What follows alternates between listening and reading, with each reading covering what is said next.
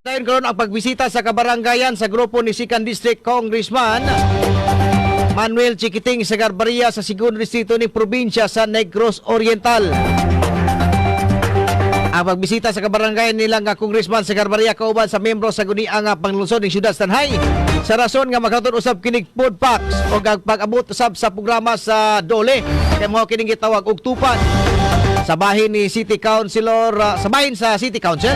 Ibutyag usab ni Konsehal Lito Manso ang ilang pagbisita sa kabarangayan aron lang makita o madungog ang mga mulo sa ilahang barangay sama sa pundo sa ilang barangay aron usab dali kini nga mahisgutan sa wanan sa konseho. Ani ang pamahayag ni Konsehal Lito Manso. Ang among pagduaw di sa tanang mga kabarangayan karon ang among gunangonsulta magumi kung unsay mga problema o mulo sa ilang mga barangay para po namo matratar dito sa sanggunian kay labi na gyud mga budget sa ilang barangay. Ang among pagduaw dito pag ubanan namo ang atong pinalanggang kongresista si Congressman Chiquiting Segarbarria nga naghatag po sa ginagmay nga tabang sa atong mga katawan.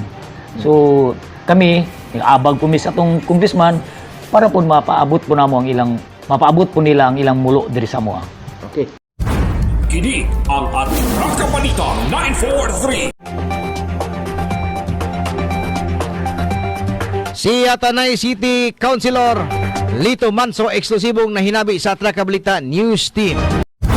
Kini ang ating Rakabalita 943. Ang matag katawhan adunay katungod mahibalo sa nagkadaiyang isyu manasyonal o lokal. Balita nga importanteng masayran ni Juan de la Cruz. Prinsipyo, katungod og baruganan tintugan. Kini ang ating Rakabalita 943. At Rakabalita 943. Programa ngang tungong og tuyo mao ang pagpahibalo sa katawhan at Rakabalita 943.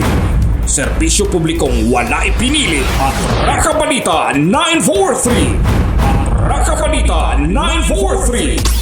Sa inyong mga radyo, Lunes hangtod Biyernes, alas 6:30 hangtod alas 8 sa bunta diri lamang sa pinakapatas nga sibiyahan 94.3 City Light FM at Rakabalita 943.